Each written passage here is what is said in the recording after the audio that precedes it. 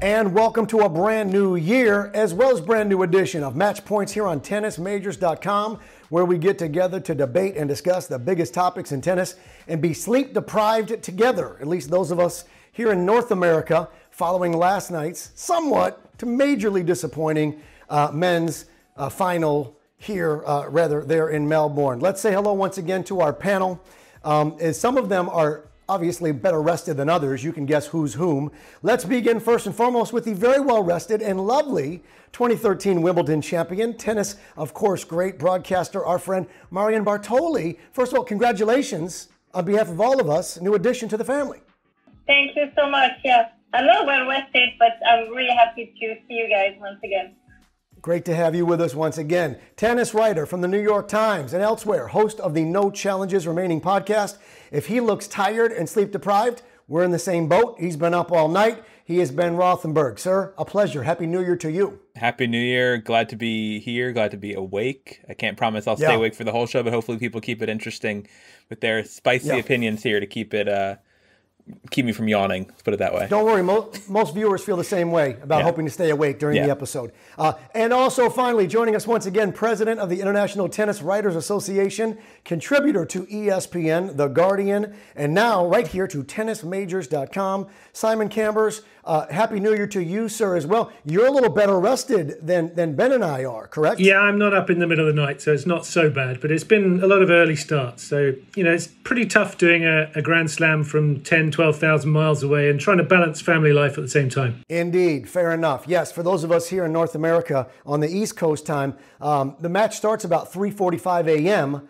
And if you're going to stay up that late or get up that early, as Ben and I said before, you're probably hoping for a better match. But let's begin on the women's side. I'll ask all of you, just how great could Osaka become in a historical context of all, and how far away is she from winning at Roland Garros and or at Wimbledon? Simon? I mean, I'm really, really, really impressed by Osaka. I just think back to when she first won the Australian Open. People talked about, she can go on and win 10 Grand Slams now. That was after she'd won the US already. Then she had the sort of struggle with coping with the pressure of being number one, which is totally understandable. But now she looks a totally different person. I just thought from the way she spoke on the eve of the Australian Open, when she said, look, my draw is hard, but I like that. I'm happy. I'm in a good place. I'm going to play some good tennis. And as Marion said, she didn't play brilliant against Muguruza, who did play well, but she got through it. And the further she gets in the Grand Slams now, other players know that she's virtually unbeatable if you get to the quarters, semis, finals of a slam. I think she's just mentally so much stronger, emotionally so much better than she was when she was younger, for obvious reasons. And as I think a lot of people have written over the last few 9 months or so, the whole quarantine, the whole coronavirus period allowed her to sort of mature away from the public eye, find her voice, find what she wanted to say and do with herself. And in combination with a very good coach in Wim Fissette, she is absolutely where she wants to be. And on hard courts, she is by far the best player in the world at the moment. On clay and grass, there's a way to go. All right, Ben, I mean, it's very difficult to win 4 consecutive major finals. Very few have ever done it. This is a tremendous streak. Can you make a case that Naomi Osaka is currently the most dominant because of her ability to do that in all of tennis? I think she's currently, when she's at her best, she's the best. And I guess that's definitely true in WTA. And you see that when she gets momentum in a tournament, she's only made it to 4 Grand Slam quarterfinals, but each time she makes it to the quarterfinal, she wins the whole tournament, which is a pretty impressive rate of conversion once you get there. But in terms of arguments against her, playing devil's advocate, there's a few things that make it tough to really get too carried away with her record, even though she has won 21 matches in a row now. It's very spaced out. I mean, she has not played anywhere near a full schedule, and all of the matches have been on outdoor hard courts, right? And so she's going to come in a few months going into the clay season. She's never made it to a final of any clay court tournament. She's never made it past the 3rd round of the French Open. And on grass, she's never made it past the 3rd round of Wimbledon. Well, if she starts to master clay and grass, then she's going to win stacks of Grand Slams. Simple as that, because of how good she is.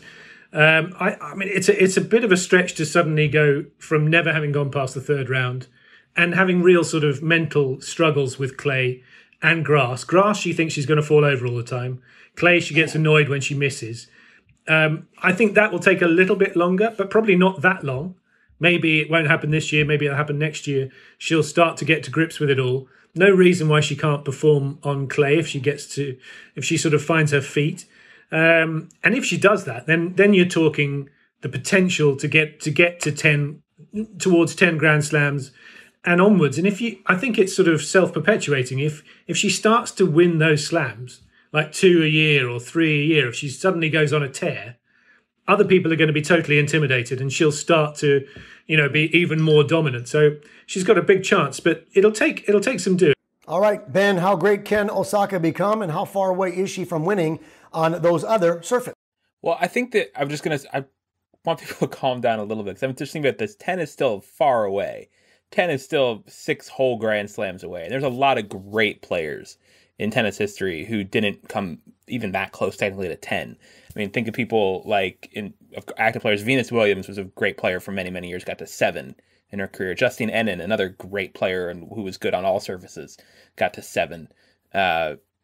Andre Agassi, I think, got to 8, and he was like a big force for a lot of years. John McEnroe never got to 10. Like, it's a high bar we're saying. It feels like an unfairly high bar to set just because she gets to 4 to vault all the way to 10, which I've heard a lot of people, not just on this call, but other people, making that immediate jump to double digits. And I think we're just sort of having to recalibrate from having, with Djokovic on his way to 20, we're probably going to have 4 active players with 20 or more. If he does it while, the others are still around. So yeah, it's tough to, that's sort of my main reaction. Like, if she only wins 4, it's still a really good career. And if she only wins 1 more, it's still a really great career. But so I just want people to, I guess, calm down and not go too crazy with 10 or more just yet, because I think that's unfair to her really at this point, when she's had, 4, she only made 4 slam quarterfinals. Yep. But she's a young kid still. Marion, how great can she become? How far away is she from winning what you did at Wimbledon and also even potentially at Roland Garros? Well, I think there is a few points to say on these observations. I think when Ben was talking about Justine and Kim Clijsters as well, you can put that into that bracket. Venus, the competition back then, I think, was slightly tougher in a way that you had so many great players competing against each other that could win a Grand Slam. I think right now, Naomi, probably the best competition, or the toughest competition she will get on the hard court will be Serena, as long as Serena is keeping playing, and Garbinier when she's on her day, and probably someone like Zabalenka, for example. It's like 2 or 3 players I think that can reach Haninger. The rest, she's, for me, much better player than the rest of the field, and therefore the competition is slightly less at all those top players playing against each other in the years 2000s. That was making it a lot more difficult to win Grand Slam, simply also because Serena got 23. So that's the first part. So I think she can really get to a double digit. Now, to win on clay and grass, to me, it's a really interesting project for Wim Fissette, because if he can bring to her that dimension, which is for clay, for her to be more patient into her game, adding a little bit more shape into her shots, understanding clay, understanding the slide as well. So she will have to work obviously physically for that. There is no reason for me that she couldn't win in Roland Garros. Simona Halep has been able to do it. Iga Swiatek has been able to do it. And she's a better player than Iga Swiatek. So if she's able to understand how clay functions, for me, she can absolutely win it. For grass, it's slightly tougher because she really have to shorten the preparations, and that requires more technical change, which is something slightly harder to do. Indeed. Simon mentioned, I believe, Venus Williams and 7, and they came so quick, so many in a bunch. I was at dinner one time with Venus, and a mutual friend of ours said, V, you won Wimbledon, right? And Venus just nodded and said yes. And our friend said, how many times? And she said, a few. She said, no. She said, a couple. And it was 5, but she said a couple, and then just in very humble terms. But you think about like what we thought was possible and how time is, Ben mentioned, sometimes doesn't work out as we expect. You never know when somebody who's right now, it's easy to get carried away with almost any champion after they just won a Grand Slam, right? With Swiatek, recency bias. With Swiatek, sure. Recency bias, exactly. She won it within the last 48 hours when we're recording this. And so all we've done lately is see her win, and you never know looking back, like what would have been someone's last Grand Slam? Like who would have thought like that Serena, if this is how it ends, like when on the night of the 2017 Australian Open, like that was her last one. She looked untouchable at that tournament, or whoever else you want to look back to their last one and then imagine that it stops there. Or Venus, you mentioned Venus at 08 Wimbledon was her last one. Like it's hard to imagine when someone's on top of the world that they're done, and I don't think that necessarily any of those people are done, including Osaka, definitely not. But you just never know. It's so much. It's so much. It's winning Grand Slams is hard, and adding to your count is very hard. It's not something we should take for granted. I know that winning Grand Slams is hard because between the four of us, we've only won one. That's right. Simon, you had a point, you had a challenge you wanted to make at Ben. Go ahead, Simon. Yeah, I was going to say, the thing I feel with Osaka is I don't feel like she's going to have a letdown this time. So I think she's going to be much more consistent, which will obviously help her. Now, her next two Grand Slams are Roland Garros and Wimbledon, all being well. So that is more difficult. But I think that she's just put everything in perspective for herself, that it means that she is, her equilibrium is much better, and she's in the right place to do well. Ben's right. I mean, she could get an injury and her career could be over. She may never recover, but I just feel like she's definitely a far better equipped now. And as Marion said, the competition in terms of winning a Grand Slam, there are plenty of players who could beat her on a given day. But if you get to the back end of a Grand Slam, the competition is not what it was when Venus, Serena, Davenport, etc. were around at that level.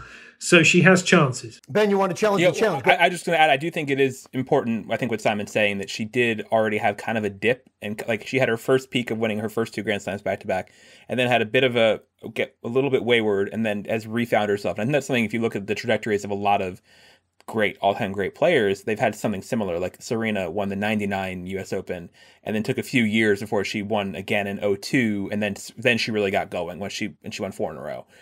Same with Djokovic. Djokovic won 2008 Australian Open, had a few years, and then he won 2011 Australian Open, and then he got rolling again. So I think having Naomi get the first taste and then have to deal with digesting that taste of the fame and the pressure and everything, and now coming back to it, I think is a good sign for her longevity and her longer term prospects for sure as a champion. Fair enough. Let's stay then with Serena. We all watched the exit, literally, figuratively, her leaving the court, and of course then the press conference. So we all saw Serena when she left the court take an extra special moment, a little longer than normal. That's not her baseline behavior, as we say in nonverbal communication. That's not a tennis pun either. She paused, she put her hand to her heart, and it did seem different. It did feel different. The broadcasters present noticed as different. And then in the press conference following, when asked about it, she did give indicators in nonverbals that were telling. The emotions were obvious to all of us. Before then, she excused herself in the press conference and said, I am done. So the question is two-part. Now, listen closely, because the first part is different than the second. Did Serena believe at the time when she left that court, did she believe then that that was her final Aussie Open ever? Marion, you know her well. What'd she think in that moment? Oh my God, that's a hard question to answer. I think she probably knew it was sort of the last Aussie Open. That was her last chance there, but there is still some chance to come. And for her, obviously, would be Wimbledon and probably the US Open later. But for now, it's really the focus on Wimbledon. But it really looked like it was her last Australian Open. Obviously, we hope, I think all of us, that it's not, but it really absolutely looked that way. And I think the emotion she got into that press conference is because someone just putting the question and pointing that emotion was just too much for her to handle, and therefore that's why she left. But I think it really felt not like a farewell, that was the question, but a farewell to the Australian Open. Okay, because how she felt in that moment and what she believed in that moment may be very different in 11 months, in 10 months. So that's why the second part of the question will ask you that specifically. But Simon, you next. Did Serena in that moment, leaving the court, was she thinking, I'm never returning here? I mean, I find it hard to second guess any of these players these days, especially Serena. Now, if she gets to the end of the US Open and she's won away, she might carry on. Australia's always been a good place for her. And she did play well. She played at a good tournament. I thought best she's moved in God knows how long. She looked really good. Just came up against Osaka, who was strong enough to beat her. So I think probably in her mind, she thinks it's quite possible that it could be the last one. All right, Ben, same question. I think there's a few things that factor here. I do think it matters, like we were saying before, about this match that Serena lost to Osaka was not a surprise that Serena lost to Osaka, and it wasn't particularly close how it played out. If it was straight set, the scoreline wasn't terrible, but it was still straight sets. And so I think that had to be hard for Serena. Maybe it's not as dramatic as it could look, and I think I understand the more sort of finality reading of that moment is that this was her first time playing in front of crowd in like over a year, essentially, in front of a relatively full, not that full, but full sounding stadium of people who were really getting behind her in that match. And I do think, and Serena's not someone who's always had massive crowd support during her career, and I do think that did mean a lot to her, having those people, and she wanted to thank them for their support. And she said that in her answer initially. She just said, before she started crying, she said, "Oh, the Aussie fans have always just been great to me," or something like that. And I do think there was part of that too. She was just sort of thanking them for their support. Whether she was thanking them especially because she doesn't plan on coming back, only she knows. But I also can just read it less dramatically as being her being thankful for the support she got during what was a tough match for her. Most folks, with or without schooling in nonverbal communication, body language, are pretty good at it. Most of us are pretty good at knowing that. But for those of us that do study the science and apply the science, I'm able to tell you that when she left the court, that was humility and gratitude appreciation. However, she showed different indicators in the press conference, and those indicators were being deceptive, intentionally less than forthcoming, which means she was being evasive. The only reason you'd be evasive is if you didn't want to give the true answer, which tells us everything in that spot. If, again, you study some of the nonverbals of what certain gesturing means. Ben, you were saying? Well, I think Serena's always relatively evasive in press conferences. I think that's the standard mode for her. Sure. I don't think that she's usually very unfiltered in press. I think she's pretty careful about what she puts out there. Right, no, I don't mean verbally. I'm talking about the nonverbal tells, the limbic brain that you can't control, the things that let those of us know this person's not being forthcoming, or in this spot, this person doesn't want to tell you the truth because she's under great emotional stress. She gave off emotional stress. It wasn't emotions of frustration or disappointment. It was legitimate sadness, which in that spot indicated. All right, so it's a yes or no question. The follow-up to this. She may have felt, it certainly appeared as though she didn't think she'd be back, but things do change. And obviously, after the fact, we feel differently. Marion, will we see Serena play another Australian Open? Well, I kind of agree with the theory of Simon. I think if she gets to 24 by the end of this year, and she feels like she's still okay and her body is still fine and she doesn't have a massive pain or massive injury somewhere, I think she will carry on to another Australian Open. I think if there is more disappointment and her body sort of letting her down and she carrying another injury like she did in Roland Garros when she picked up that Achilles injury, I think it's going to start to be more and more difficult. So I don't think she has made her mind yet. I think she's going to go and see how the rest of 2021 is evolving for her. But what do you think? Do you think we'll see her there again? I sincerely hope so. I think, I just can't imagine when Serena will walk out of the game. I think it's going to be one of the saddest days that tennis will have to face. And it's going to be the same for Roger and Rafa and obviously Novak slightly later on. But I just hope she can continue. I just love to see her play. I think what she's bringing on the court is far more impressive than just playing tennis. Being a mother myself and going through pregnancy and then giving birth, you see how much your body is changing, and actually it would have been impossible for me now to even think about training to get ready for a Grand Slam. And after giving birth to Olympia, she was trying to get ready and training to win another Grand Slam. And that in itself is just an accomplishment that's, only sort of female and mother can feel and can relate. And I think that is great enough for me to just see that for very much, some few months and obviously some extra years. I'm not the greatest at counting, but I believe that may have been more than one word on the answer. Simon, one word, yes or no. Will Serena play again in an Australian Open? I'm going to say, I thought it was telling that Patrick Mouratoglou, he put a tweet out a little bit afterwards where he said, I'm proud of you and I will go with you as long as you want to go. That's the first time I've ever felt like he is sort of appreciating that it could end soon.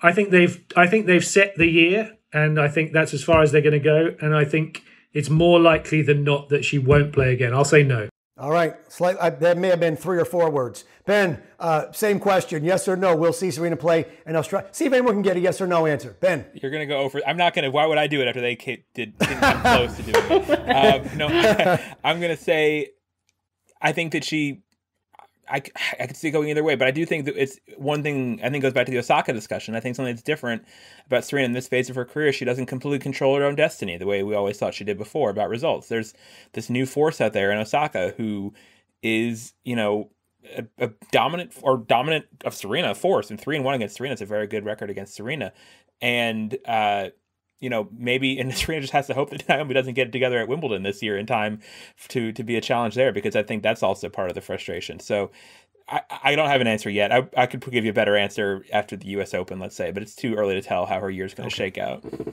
All right, last question on Serena, and this is because of time constraints, just a yes or no. And we've asked this question and you've answered it before. Does she win a 24th? Yes or no? Simon? No. Ben, does Serena win a 24th? I'll say no. Marion, not do you want her to, but will she win a 24th? Yes.